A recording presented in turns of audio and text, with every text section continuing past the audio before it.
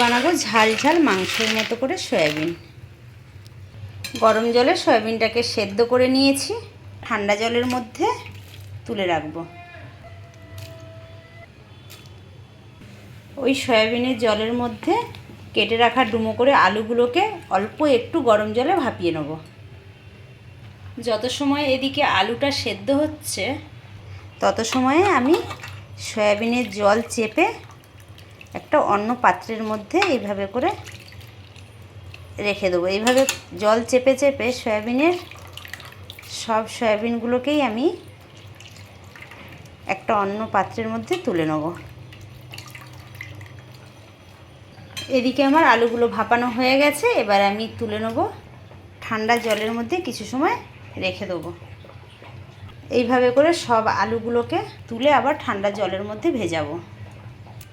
কড়াই গরম হয়ে গেছে, দিয়ে দিলাম সরষের তেল। তেল গরম হয়ে গেছে, দিয়ে দিলাম 1 চামচ নুন, 1 চামচ হলুদ। এবার ভাপিয়ে রাখা আলুগুলোকে তেলের মধ্যে তুলে দিয়ে ভালো করে ভেজে নেব। আলু ভাজা হয়ে গেছে, আলুগুলোকে এবার তুলে পাত্রের মধ্যে রেখে দেবো। আলু ভাজার তেলের মধ্যে সয়াবিনগুলোকেও ভেজে নেব।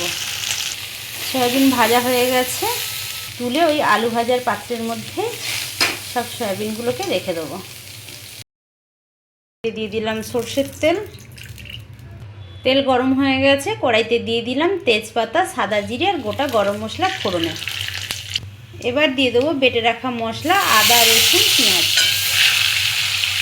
এবার দিয়ে দেবো স্বাদ মতো নুন, পরিমাণ মতো হলুদের গুঁড়ো, পরিমাণ মতো লঙ্কার গুঁড়ো।